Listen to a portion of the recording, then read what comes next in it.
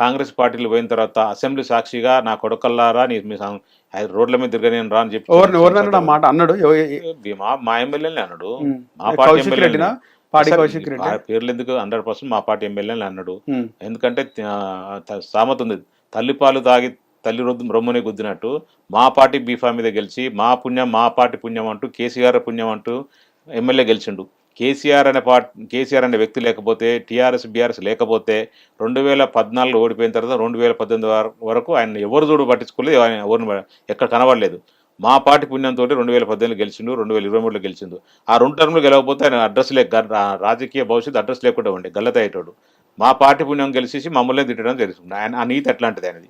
So ఆయనకు కేసీఆర్ అంటాడు, KCR family అన్నాడు, ఉద్యమాన్ని అన్నాడు, విద్యార్థులను కొట్టిండు, బీసీలను కొట్టిండు, ఎస్సీలను కొట్టిండు, అడ్వకేట్లను కొట్టిండు. ఆయనకు తెలంగాణ అంటే పడదు. తెలంగాణ ఉద్యమంలో ఏ రోజు కూడా తెలంగాణ సహకరించలేదు.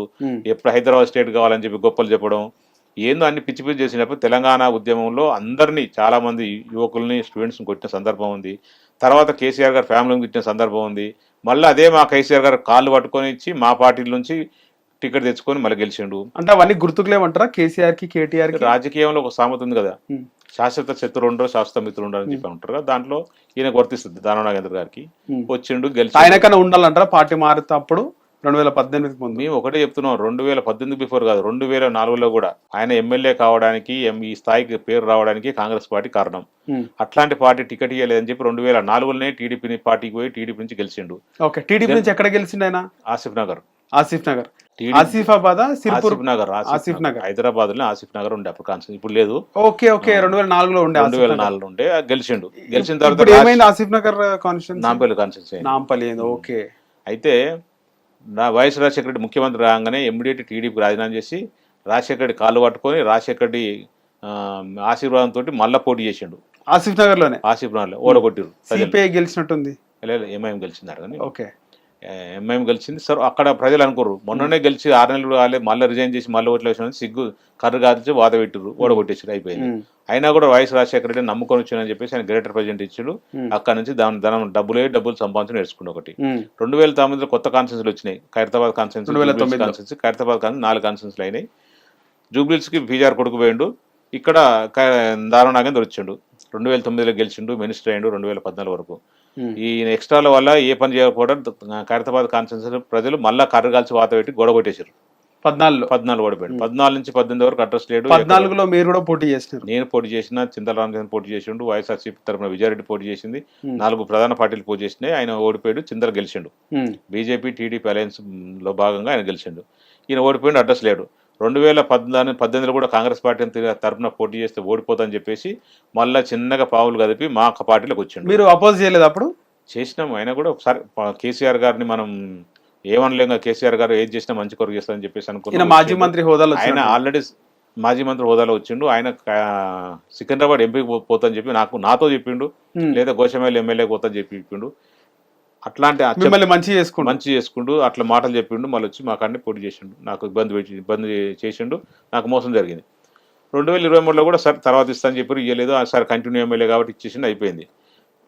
నేను దాని గురించి అనట్లేదు సార్, నా కడుపు కొట్టిండా, నాకు బాధ పెట్టిండా, పక్కన పెడితే నాగేంద్ర గారు మా పార్టీతోనే బీఫామ్ మీద గెలిచి మా కేసీఆర్ ఆశీర్వాదంతో మా పార్టీ గుర్తు మీద గెలిచినోడు పార్టీ మారిండు. పార్టీ మారే ముందు గతంలో టీఆర్ఎస్ పార్టీ నుంచి కాంగ్రెస్ పార్టీ వాళ్ళు జాయిన్ అయినప్పుడు ఇదే రేవంత్ రెడ్డి గారు పీసీసీ ప్రెసిడెంట్ ఉన్నప్పుడు ఏం చెప్పినంటే, పార్టీ మారిన వాళ్ళని రాళ్లతో కొట్టి చంపండి, నడి రోడ్డు మీద ఉరిదీయండి అని చెప్పి ఊర్లలో పిచ్చి కుక్కలతో కనిపించండి అని చెప్పేసి పెద్ద పెద్ద మాటలు డైలాగ్ కొట్టిండు రేవంత్ రెడ్డి గారు. అదే రేవంత్ రెడ్డి గారు ఆయన ముఖ్యమంత్రి అయిన తర్వాత మా బీఆర్ఎస్ పార్టీ సంబంధించిన ఎమ్మెల్యేని ఆయన స్వయంగా చేతులు కండువ కప్పిండు. మరి ఇప్పుడు ఎవరు రాళ్లతో ఎవరిని కొట్టాలి? రేవంత్ రెడ్డిని కొట్టాలనే, చైర్మన్ కొట్టాలనా, చేర్పించుకుని కొట్టాలనా, కన్వేషన్ కొట్టాలి, ఎవరిని కొట్టాలి? అంటే నీకొక నీతి ఇంకొకరు నీతి ఉంటుందా?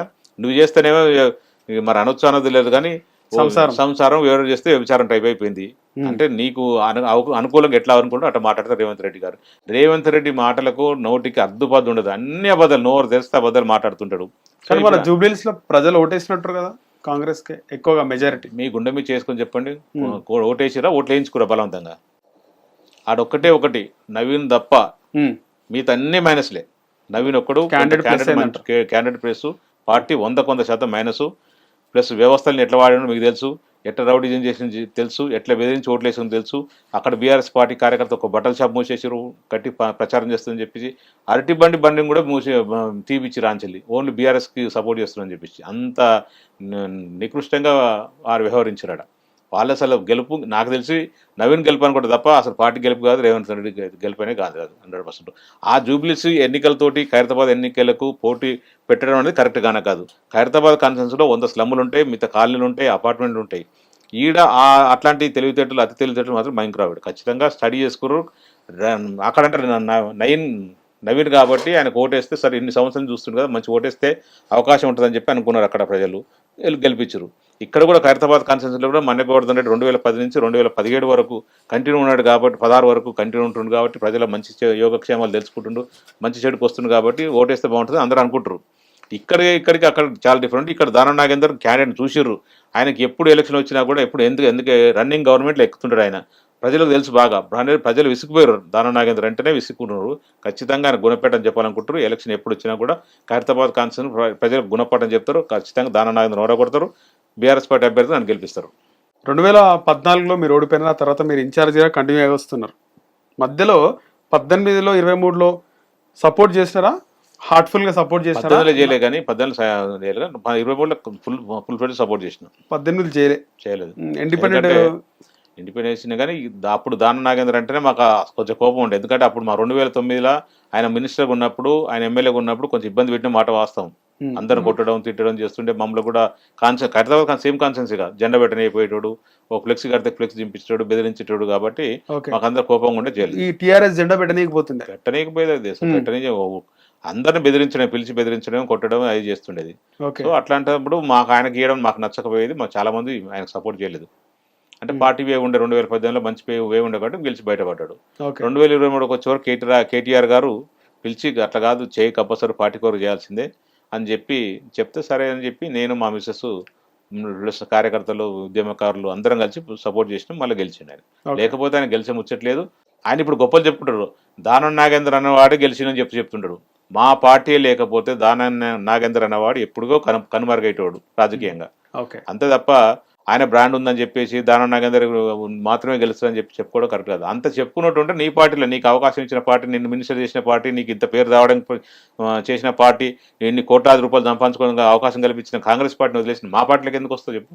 నీకు గతి లేదు, అక్కడ నీకు అవకాశం లేదు కాబట్టి మా పార్టీకి వచ్చి మా పార్టీ గుర్తు మీద గెలిచినావు. మీకు మా పార్టీ రాజకీయ భిక్ష మరోసారి భిక్ష పెట్టింది అనుకోలేదు. మీ మిస్సెస్ కూడా కార్పొరేటర్గా ఉన్నది. అది రెండోసారా ఫస్ట్ టైం? కార్పొరేటర్ రెండోసారి. సో మీ మిస్సెస్ విషయంలో టికెట్ విషయంలో కూడా ఏమైనా ఇబ్బంది పెట్టిండా? టికెట్ ఇవ్వడానికి కానీ సపోర్ట్ చేయడానికి?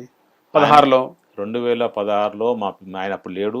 మా మిస్సెస్ కేటీఆర్ గారు ఇచ్చారు, గెలిచింది, మంచి గెలిచింది. 2020లో వచ్చినప్పుడు మాత్రం కొంచెం ఆబ్జెక్షన్ చేసినట్టు తెలిసింది కానీ మా దాకా రాలేదు. మన కవితారెడ్డికి టికెట్ ఇవ్వద్దని ఆబ్జెక్షన్ చెప్పినట్టు తెలిసింది కానీ మా దాకా రాలేదు. కేటీఆర్ గారు ఖచ్చితంగా ఇస్తానని చెప్పి ఇచ్చిండు. అంటే మాకు మంచి మెజార్టీ వస్తుంది. ఫస్ట్ టైం మంచి మెజార్టీ వచ్చింది, సెకండ్ టైం కూడా మంచి మెజార్టీ వచ్చింది. అబ్జెక్షన్ చేసిండు, ఇవ్వద్దని చేస్తాడు, 100% చేస్తాడు. ఆయనకు అనుకూలం పెట్టుకోవాలనుకుంటాడు కానీ మేము అనుకూలంగా ఉన్నా కూడా అంటే మాకు పార్టీ లాయల్. మాకు ఈయన వస్తాడు పోతాడు మాకు తెలుసు, ఆ రోజే తెలుసు. లైన్ క్లియర్ అయిపోయింది. లైన్ ఆ రోజే మాకు వస్తే ఎప్పుడైనా వస్తాడు, అవసరం తిరిగితే వెళ్ళిపోతాడు మాకు తెలుసు కాబట్టి ఆయన పట్టించుకోలేదు మేము. మా కేసీఆర్ గారే మాకు ఇంపార్టెంట్ ఉండే. కేటీఆర్ గారు మున్సిపల్ శాఖ మంత్రి కాబట్టి కంపల్సరీ ఆయన అవసరం ఉంటుంది.